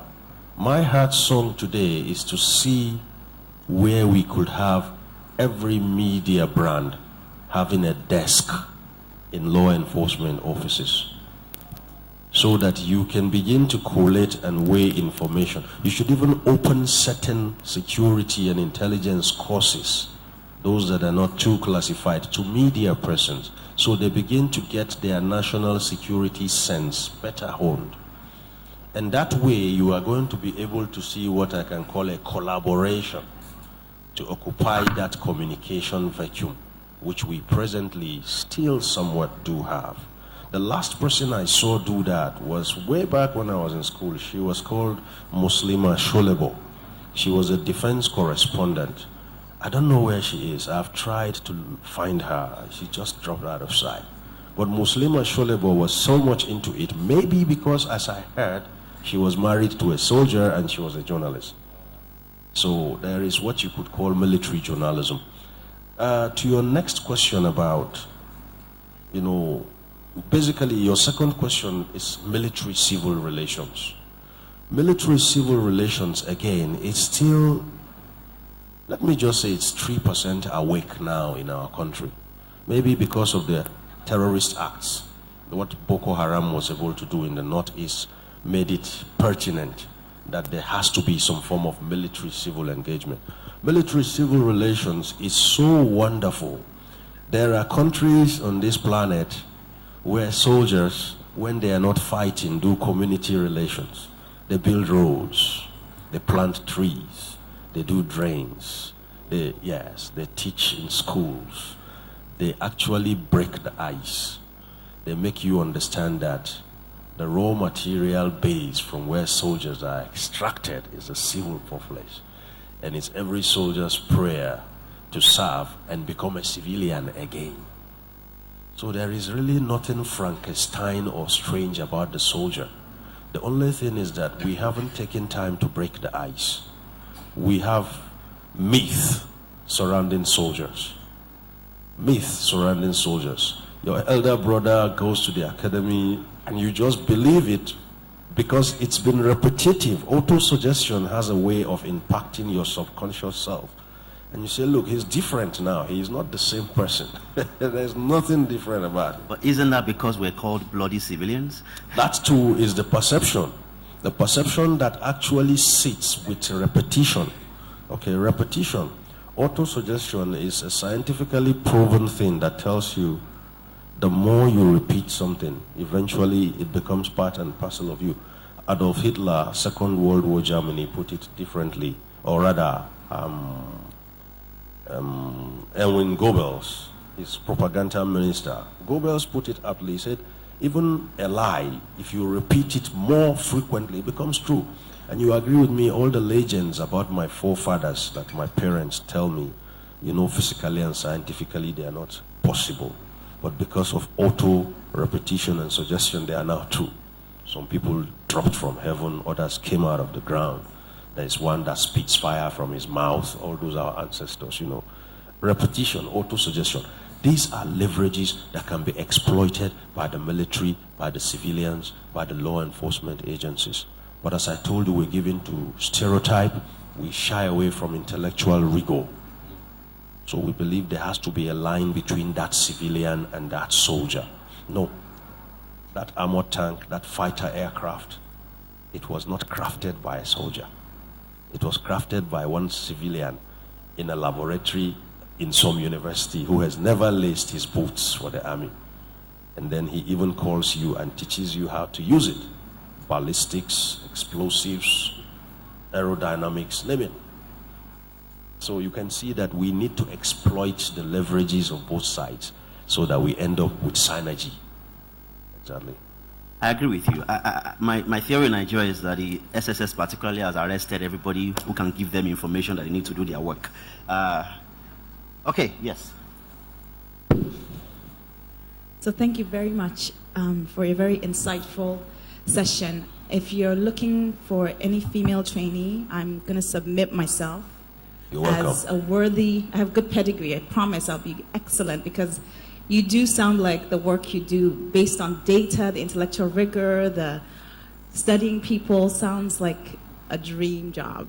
But that notwithstanding, my question is, you know, in this new world of new media and governance and the citizens, sometimes as Renga's story depicts, you bump into the authorities of the land in sort of the 1990 today, not the 2016 today. So I remember when the current governor, El Rufai, was taken in by SSS. God bless him, his Twitter was, his phone had battery, and he could tweet to say, they got me. And everyone just started to, you know, try and get him out. So as citizens, and we walk into this world that we might bump into SSS, what should we be preparing for? How should we prepare ourselves? So if SSS knocks on my door because I use a hashtag hijack and takes me in and I don't know anybody in Nigeria, what should I have in place so that somebody can come rescue me? That's a very, very potent question. I say potent because you can just imagine how many people drop off the radar because nobody knows them. 9 years ago, someone asked me something like this way back home. I'm from Niger State, Bida precisely, and she was scared. She was a teacher. And she was like, look, the way it is going, what guarantee do I have that if I leave my home to go and buy bread, just by the junction, and somebody flashes a card and says you are under arrest, I don't have my phone with me. How do they even begin to know where I have gone? And of course, in every situation, we have bad eggs. There are law enforcement officers who exploit that to actually take people off the roads just because they want to get some money off them. Those that are not able to do or get this money is given, they, in fact, their stories could be horrendous. Anything from horrendous to outright death. Now, what's the cure? I'll share this and try to share it with as many people as possible. We are social in nature. God made it so. Anyhow, we are social in nature. We'll cluster as humans. Start from now on to encourage yourselves to identify each other. You don't have to be a police officer to have an ID card. And you may not be able to afford the international ID card, or the international passport. But within your little groups, you can identify each other. I have consulted for churches, and today they have ID cards. When you have an ID card on you, wherever you go, whether anybody knew or not, it tells the law enforcement officer that you are accounted for. I have had a situation where I was traveling on a night bus somewhere between Lokoja and what's the name of the other town after Lokoja. The bus broke down by 2, okay, and we were in the jungle, and a priest, these priests that wear brown clothes, he just stepped out and said, there's a seminary somewhere, will you want to come along? And I said, why not? So we went. I'm a Muslim. And when we got there, he just flashed his ID card. We entered the bus from Kaduna where his base is. And based on that, we were given a place to sleep and breakfast. How many of us know how many of us from our ethnic groups or our religions are within an estate or within even this town? I see people telling me they've just had a baby, mother and child are flying on Facebook. Do we take time to codify this just the way we have codified it on Facebook? Do we have descendants of ABC Union? Do we have, I mean, it's nothing, I know families that have ID cards and letterheads. I know families that have private lawyers and private doctors and private hospitals. So the thing is, you may not be able to make yourself significant at the national and state level, but because we are social in nature within your little communities, you can become significant. You are arrested today and you bring out your ID card, my name is this. This person is the head of our descendants here or our group here or our movement here. Can you get in touch with him? There, then, the policeman who is probably trying to be dubious, who is arresting you extra-officially, knows that, hey, you touched the wrong button. But when you have no identity, you cannot identify yourself, nothing about you. He knows that this one is just a human presence. He is not bleeping on the radar. So if I took him off, nothing, that's it. We must be able to tackle that. We've done it for schools. People are afraid their children are going to be kidnapped. And I just smiled and I said, why would you be afraid your child will be kidnapped? Why would anyone want your child of all children? You caused it. Your lifestyle is not the child the guy wants, it's your money he wants. And because you flaunted it in ways you shouldn't, your child becomes an asset for him to get into your wallet. Are you getting what I'm saying? So I understand you, I feel you, but I have no such fears anymore. Because even before Twitter came, I was on a nominal role somewhere. And if I am not seen, the other 99 will come out and ask questions. Thank you. I think it also helped that you were with the DMI. Okay, the third question, which unfortunately will be our last question, because I really want to ask him one final question to close this conversation by 11:40. Well, my name is Mohammed Babangida Abdullahi. Based on experience, before 2015 election, there is a speculation going on the social network that Nigeria is going to divide this and that. The northern accuse the southerners, and the southern accuse the northerners. Okay. Yeah. The southerners accuse the southerners. So, at that point, as a security agency, what will we be doing in order to harass that situation from future occurrences? I tell you something. Are you done? Is that all? Yeah, that's the question. Okay, I tell you something. Secession to us is as we are to secession. If I had my way, my bedroom should be a country. Now, we have been together since I was born. I won't say 1960 because I wasn't there. I was born in 71. So, ever since I was born, and whether you like, there will be consenting and dissenting voices. The security agencies in matters of secession have a role to play. Nothing should be done to stop anyone who wants to agitate about his right to be a planet or a continent or a country, provided that person is not doing it in ways that threaten the safety of others. See, if you want a country, it's okay. But then you have to test the popularity of what you want by actually letting it sail. Open it to public discourse. Don't seek to force people. If what you are doing is popular, you're going to see it. And if it is not popular, you're going to see it. Let me use an example that will settle in with all of you. For crying out loud, Boko Haram has no case.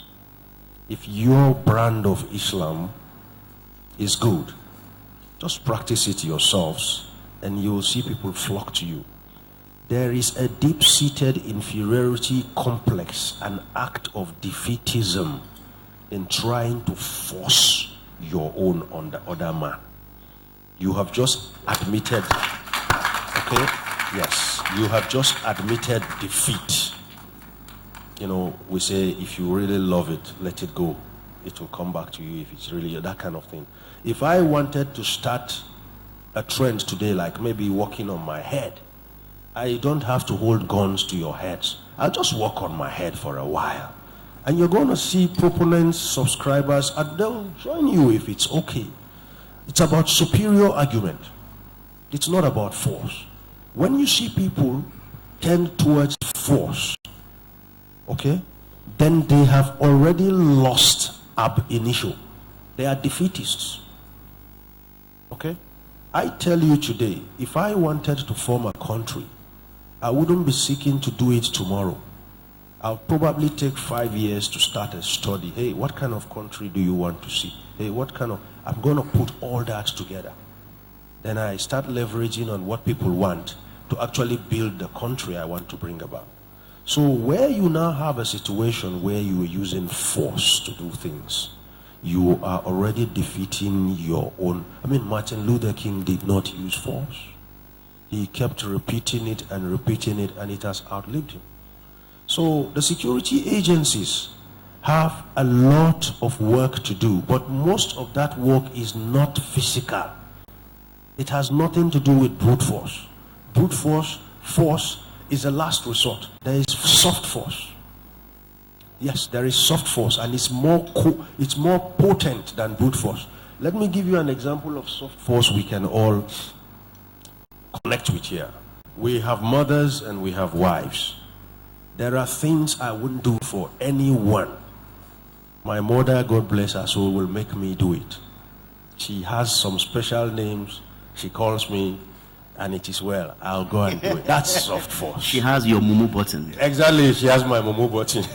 That's force. My wife also knows how to get things done for my kids when I stamp my foot. Once they see me say no, they just withdraw. I know where they are going to come from. They will go and conspire with, because she has that soft force capacity, and vice versa. I also know what to do to get my wife off a certain decision. Soft force is stronger than brute force. Brute force will always be a last resort. Yes, there are times you just have to use it, but then those times should be few and fast-paced. Thank you. Benga, sorry, over here. Can I just say something? Sorry, before you end, sorry. I just want to, the question around what can you do if you get picked up. Sometimes there is nothing you can do. You just pray, and I think that sorry, and I'm saying that because I think it's important. The point you made about why would anyone want to kidnap, the flashy side, but there's the other side of it for a variety of reasons. Chibok girls are a good example of that, things that are happening in the Northeast. And based on what has happened with the Chibok girls, the Bring Back Our Girls movement started working with the government to set up a national missing persons register, because Nigeria doesn't have one. So if someone is missing, there's nowhere to go and report. There's no database to add it to, so that even if the security agencies are looking, they actually have a starting point to know who has gone missing, which is why with the conversation in the Northeast, you're hearing of the people they're bringing back, but they were never actually reported missing. So people didn't even know that number of people had gone missing. So I think that was an important point to make. And then secondly, I think it was late last year that Human Rights Watch, which is a non-profit that looks at human rights issues, released a report that after the Chibok girls were abducted, there was another village, I forget the name, in Borno, where literally, I think they said 300 school kids were also abducted. The government has not come out till today to deny that report. And so that also shows to the degree that if nobody ever reported them missing, there's not a campaign asking them to be brought back, and they've literally dropped off the face of Nigeria, so to speak. So just wanted to add that to the conversation. I agree with you, absolutely. I agree with you. And that is why, as I said, we need to have our own smaller identification processes. Before the national or the state one. I'll give you, just put it, let me put it to you this way. If you went to a particular university and you belonged to, is it the alumnus now, alumni of that university, before you graduate, there is a fee you pay to become one. I, for example, I belong to many. I even belong to the care guides. trivial as it may, yes, whoever is there, you are carried. Now, trivial as this may sound, we are recorded somewhere. Okay, we are recorded somewhere. Yes, I know that I could be sitting down here, my phone is not with me, my this and that is not with me, but probably in my wallet I have an ID card and it says I'm a care guide. That shows that somewhere there is a document which says this man is existent. Okay. On that note, let me ask you this very final question. So one of the things that I'm personally worried about, half of my work is around digital rights, making sure that nobody has to look over their shoulders for tweeting their feelings. Okay, and we're seeing increasingly across the African continent a lot of leaders who, in fact, in even countries like Tanzania, that used to be a safe place to tweet anything. Now you write stuff on WhatsApp and you disappear. Now, but the question is, how do we continue this conversation about the clash? Because there is a clash between security and rights. What, in one sentence, what can we do to keep this conversation on so that in the next few years at least we can become a civilized society, not one that reminds you all the time of 1983 and why brigade and everything? My response is not for you.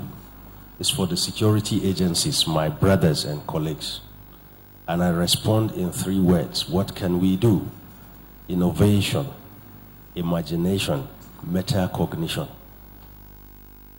Innovation, imagination, metacognition. Oh, meta, M-E-T-A. Metacognition. I tell you, if our law enforcement agencies imbibe that, they will become fun, as you said.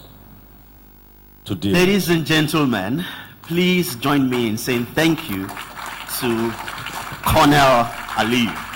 Interesting captain. That's a promotion. All right, thank you very much.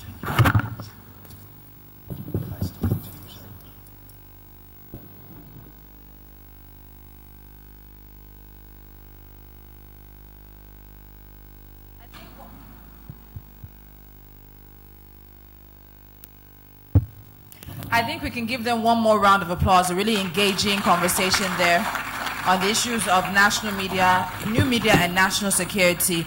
We're going to take a 5-minute break for everybody to stretch their legs. If you haven't had your tea or coffee, if there's any remaining, you can check that out to my left. The restrooms are also outside to the left and to the back. When we come back, we'll be taking a quick look at safety and privacy in issues of new media, and then we'll get into our panel, which would be engagement unusual. We will not be having a breakout session anymore. The panel will be here. It will be engagement unusual, but right before that, Paradigm Initiative Nigeria's Adeboye Adegoke will give us a quick lesson or a few lessons in safety and privacy on new media. So please take 5 minutes, stretch your legs.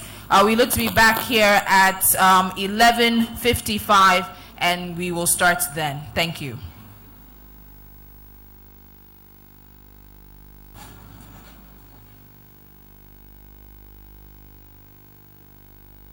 Thank you.